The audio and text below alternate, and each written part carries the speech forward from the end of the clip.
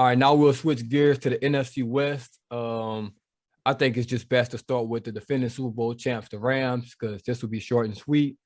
For me, I just got running back for them.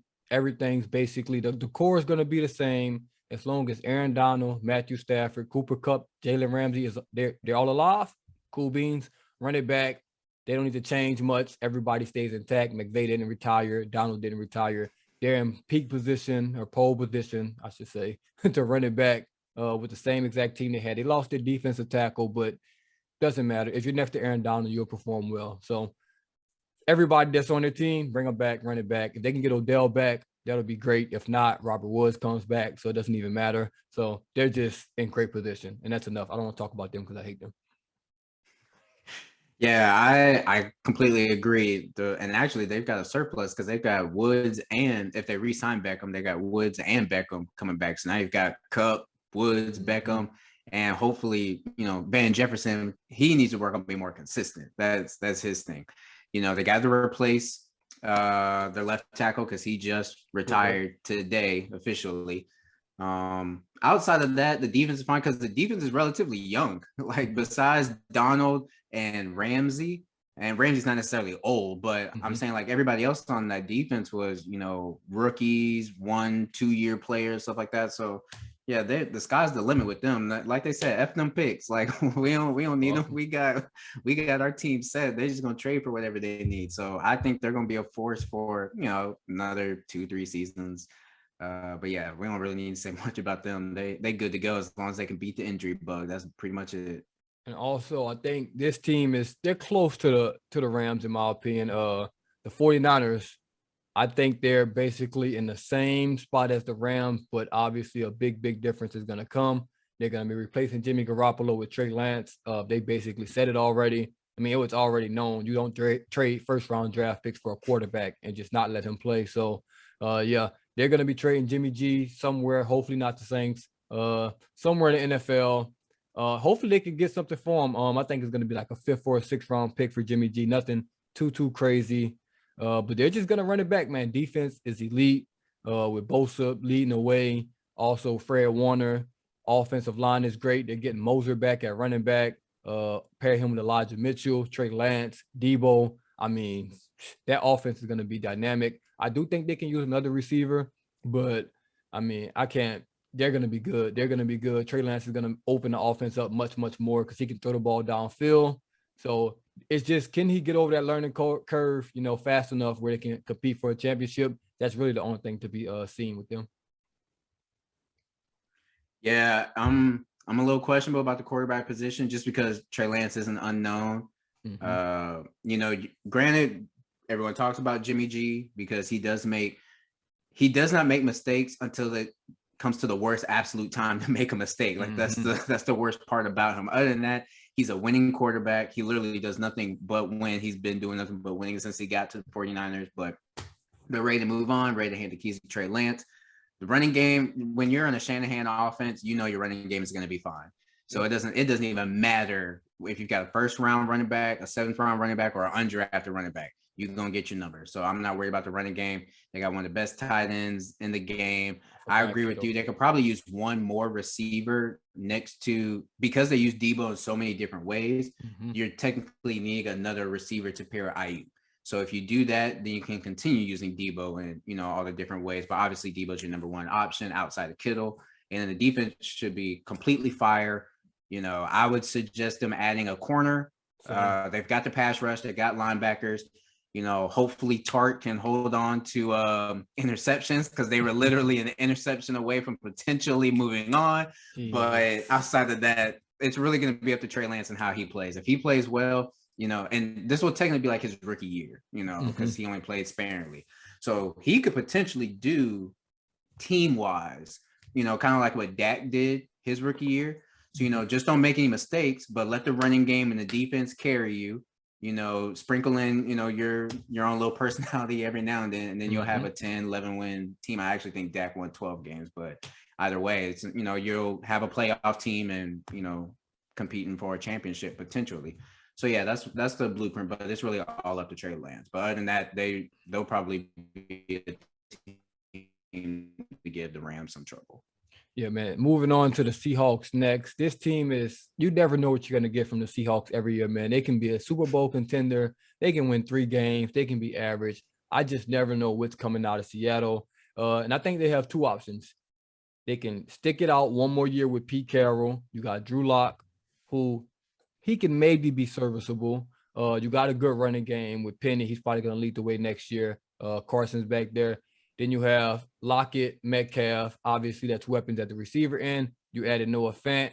That's three great weapons for Drew Lock if they can, get something done. Their defense, it's always going to be up and down, but they'll always be solid in Seattle, man. The 12th man, that crowd at home games, they'll be solid. So I think that's option one. See what happens. Give Pete Carroll one more shot. Let Drew Lock, Lockett, Metcalf, all those guys try something. And option 2, blow it all up. Blow it all up, trade everybody, trade Metcalf, trade Lockett, trade anybody worth some value, get some picks, and just move on. Move on from Pete Carroll. Obviously, it's probably too late to do that, so he'll probably have to ride this season out while they tank. They just have to move on, look for another coach. It's time to go in a different direction. The Legion of Boom is gone. Beast mode is gone. It's almost time to turn a new leaf. Kind of like the Saints, man. I know Sean Payton was there for a while, but it was almost like, all right, it's time for some new fresh blood in there, and I think the Seahawks are getting to that point. So I'm a little different from you. I don't have 2 options. I just have one: blow it up. Like, you've got the Rams, they're the defending Super Bowl champs. Mm-hmm. You've got the 49ers, who we just talked about, who are potentially just a quarterback away. Mm-hmm. And then we haven't even talked about the Cardinals yet, but they're a better team than the Seahawks right now. So I'm like, you're almost in the same position, and we haven't talked about the AFC West yet, but you're almost in the same position as the Raiders. You've got these 3 loaded teams, and then it's you. So it's like, you already traded Russell Wilson. I would have really, to be honest, I would have rid myself of Russell Wilson and Pete Carroll completely, start fresh. So that way your fan base isn't in that situation where, like, well, are we rebuilding? Are we competing? Like, what are we doing? So I would suggest that Seattle just blow it up, trade everybody, trade Metcalf to Philly, trade Lockett to Philly, trade. They released Bobby Wagner, so Philly can sign him. So, it's just, just blow it all up. But yeah, Seattle, they're not competing. They'll give you some fun games, but they're not competing. They should have just started fresh. Yeah, I agree. And on to the Cards, I'll let you start off with that one because I got a super, super hot take with them. So I'll just save that. Well, with the Cardinals, I don't know what's going on because Kyler Murray one moment wants to be with the team, one moment he doesn't want to be with the team. He wants $50 million a year. He doesn't want $50 million a year. Like, he and his agent, I don't know what they're doing, but I don't think Kyler Murray has done enough to be acting the way he's been acting. Now, granted, the Cardinals have always started high, but then it gets to like a middle point in the season, and then they start going low and all this kind of stuff. But outside of Kyler Murray, they brought back James Conner. They need, I can't remember if AJ Green was on a 1-year deal or not. I think he was, but they lost Christian Kirk to the Jaguars. So they need, I know they drafted more last year, but if they don't bring Green back, and even if they do bring Green back, I still think they need another receiver. They re-signed Zach Ertz, which is good because since Ertz joined them, he led all tight ends in receiving yards. The defense will be fine. It really, the biggest thing for the Cardinals is just injuries, because they were literally flying high last year until injuries just wrecked the team and they just couldn't recover.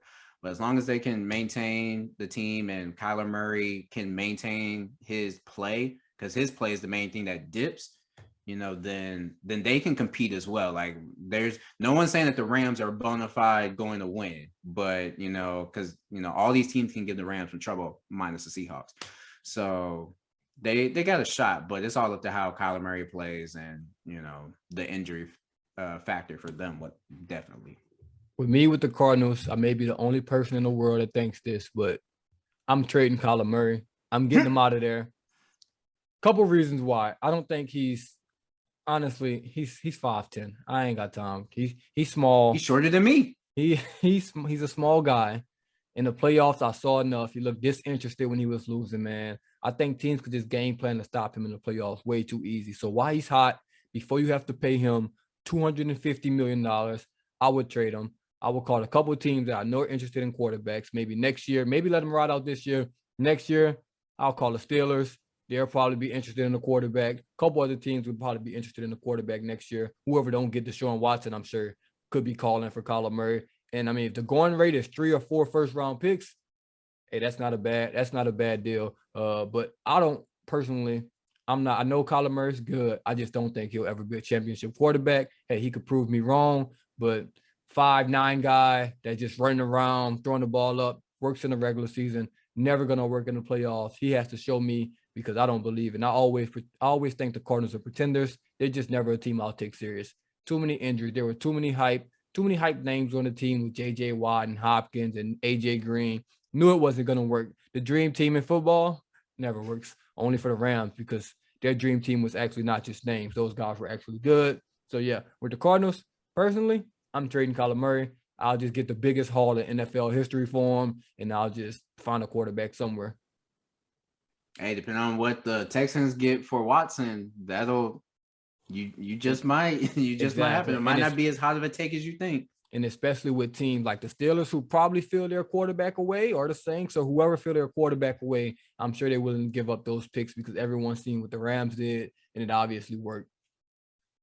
And you would only have to wait a year because next draft's quarterback class is supposed to be way better. Well, any quarterback class is going to be better than this year's. But next year's class, I mean, you're going to have a lot of good prospects coming out. So if you can just wait a year and then grab like a Bryce Young or somebody, you never know. So because with the Cardinals, my last point on them, and it's a couple teams that this is probably make or break years for quarterbacks. Daniel Jones, maybe Baker Mayfield. So like it's going to be trade options for the Cardinals, I believe, next year. If Sam Darnold's playing for the Panthers, if Jameis Winston's playing for the Saints, it'll be make or break. Tom Brady may retire, maybe Matt Ryan last year. So it's going to be a lot of teams, I think, next year looking for quarterbacks. So, hey, you might be able to trade Kyler Murray. That's what I would do. But that'll wrap up the NFC West. We'll be back with the rest of the NFC maybe tomorrow, maybe a day later. But, yeah, man, it's the first installment of the Outside Looking In. I'm the Boo. That's Dre. We out.